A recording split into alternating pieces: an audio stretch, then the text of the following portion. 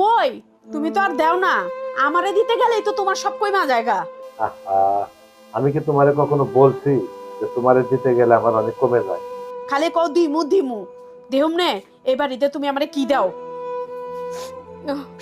হ, আমি খুশি। এই, আমি চাইতেছি যে প্রথম রমজানের ইফতারটা আমগো বাড়ি থেকে আমরা দেবো আর কি। আমগো বাড়ি বলতে দোকান থেকে নেবেন, টাকা পয়সা যা দেওয়ার আমি তো দিয়ে রাখছি। হ্যাঁ ঠিক আছে, হ্যাঁ আমিও থাকবো ইনশাল্লাহ।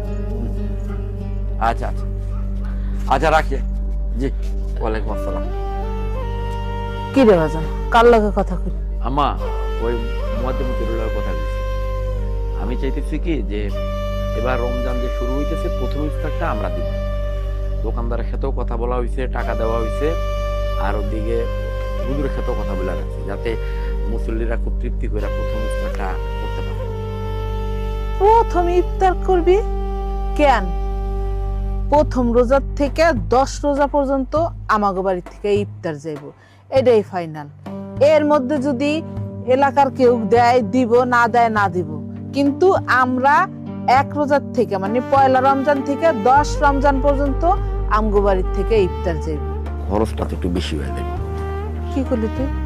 খরচ বেশি হয়ে যায়। হন, দানে কোনোদিন ধন কমে না, দানে ধন বাড়ে, বুঝছস? আর আমরা তো হচ্ছে রোজাদার গো খাওয়াবো, তাহলে এইখানে কেলে খরচ পাতির চিন্তা করা লাগবো তোর? আমরা আল্লাহর রাস্তায় খরচ করবো, আল্লাহ আমাকে দিব, তুই এটা নিয়ে এত চিন্তা করস কেন? তোর ভাই যে সজল বিদেশ আছে না, আমি ওরে ফোন করে কয়ে দেবো, ও টাকা পাঠাই দিব। ঠিক আছে আম্মা, তাহলে তুমি সজলে জানাই দিও, 10 দিনের ব্যবস্থাই করো। ঠিক আছে।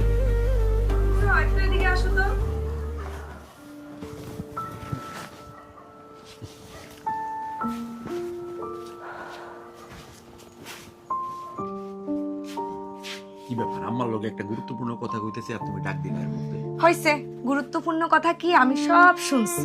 খুব তো ইফতারের আয়োজন চলতেছে, ইফতার করার জন্য ঠিকই টাকা থাকে। আর এই যে বিয়ার পর আমার বাপের বাড়ির জন্য কি একটা টাকাও খরচ করছো?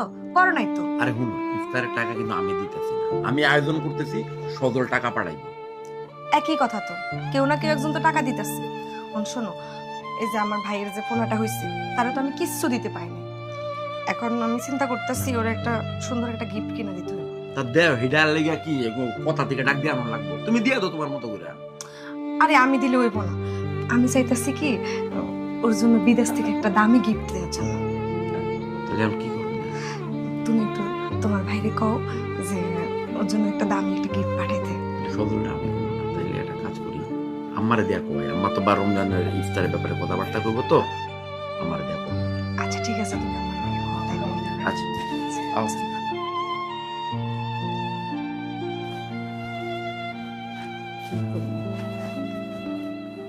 আম্মা, এই আপনার একটা কথা কই। কি কথা? ওই এই, তুমি তো জানো ওই যে প্রিয়াঙ্কার বড় ভাইয়ের একটা বাচ্চা হয়েছে, প্রায় 6 মাস বয়স, এ পর্যন্ত কিচ্ছু দেই নাই। তা আমি ভাবতেছি এই তো রমজান শুরু হইব, রমজানের পরে ঈদ, এই ঈদে ওই বাচ্চাটার একটা গিফট। হ আম্মা, আমার ভাইয়ের বাচ্চাটা হওয়ার পর তো এখনো পর্যন্ত কিছু দিতে পারি নাই। তাই কইছিলাম কি একটু বিদেশ থেকে যদি একটু ভালো কিছু পাঠাইতো তাহলে দিতাম। আপনি একটু সজলরে কইয়া দেন না। তুমি একটু সজল্য কইয়া দাও না, বিদেশ থেকে একটা গিফট পাঠাইতে বাচ্চাগুলো লাগিয়া। আচ্ছা ঠিক আছে। আমি অনেক ফোন করে বলবো। হ, আজকে তো আরো হেনে ইফতার। আচ্ছা, আমি আপনার ফোন লাগাই দিতেছি। এখন তো মনে হয় সজলে পাওন যাব। নেন এরকম। হ্যালো। আসসালামু আলাইকুম মা, ভালো আছো? হ বাবা, আমি ভালো আছি, তুই কেমন আছো? আমি আছি, ভালো আছি। আইসা বাজান, তোর যেটা লেগে ফোন দিছি সেই কথাটা আগে কই। বাজান, কালকে থেকে তো আমাকে এখানে রোজা, তো আমি নিয়ত করছি পয়লা রোজা থেকে 10 রোজা পর্যন্ত মসজিদের মুসল্লিকে খাওয়াবো। মসজিদে ইফতারি দিতে হবে, এটা তো সওয়াবের কাজ। দাও, তোমাদের ওইখানে যা লাগে, খরচ যা লাগে ওই দোকানে ইয়ে করে দাও, আমি দিয়ে দেবো। বাজান, আর একটা কথা, ওই যে তোর বড় ভাই সুমন্দির একটা বাচ্চা হয়েছে, ওই বাচ্চাটা তো আমরা এখন পর্যন্ত দেখিও নাই, কিছু দেইও নাই। তাই কইছিলাম কি তুই যদি ওইখান থেকে ওই বাচ্চাটার লেগে একটা গিফট উপহার কিনা পাঠাই দিতি তাহলে ভালো হইতো না? ও, এটা তো ভালো কথা, ভাইজানের এখানে তো হ্যাঁ একটা গিফট দেওয়াই লাগে। আচ্ছা ঠিক আছে মা, ওইটা নিয়ে তোমার চিন্তা করতে হবে, আমি পাঠাই দেবো নাকি। ও বাবা ভালো কথা। তো গোহেরা তো আজকে ইফতার, পয়লা রোজা না? হ্যাঁ আজকে আমাদের এই জায়গায় প্রথম রোজা। বাজান তুই আজকে ইফতারি কি খাবি? ও মা, আমি এইখানে যেটা দিয়ে ইফতারি করি তোমরা এটা জীবনে চোখেও দেখো নি। তোমরা তো একমাত্র ওই যে পেঁয়াজু, জিলাপি, বুন্দিয়া, বেগুনি, মুড়ি, ছোলা এগুলো দিয়ে তো ইফতারি করো, এছাড়া তো আর কিছু খাও না।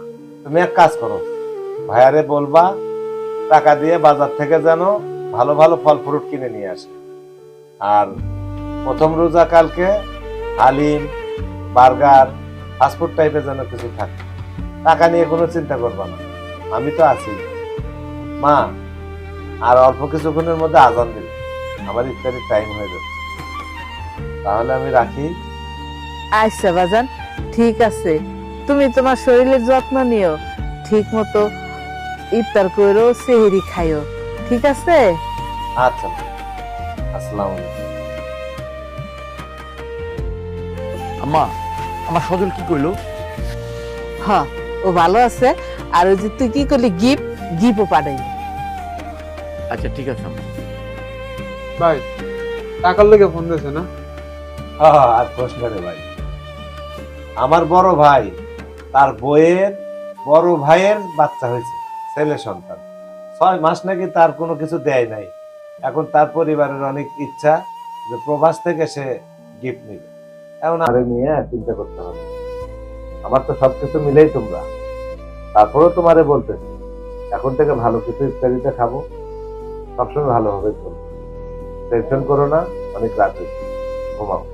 তুমি আমারে কথা দাও, তুমি কালকে থেকে সেহেরি ইফতারি সুন্দর মতো করবা। তুমি আগে আমারে কথা দাও। আচ্ছা বউ, তোমার কাছে আমি ওয়াদা করলাম, এখন থেকে ভালো ইফতারি করবো, সেহারির টাইমে ভালো ভালো খাবার খাবো। তুমি এগুলো নিয়ে টেনশন করো, খুশি তো? হ, আমি খুশি। আচ্ছা ঠিক আছে শোনা, এবার তাহলে রাখি, ঘুমাও। আচ্ছা ঠিক আছে।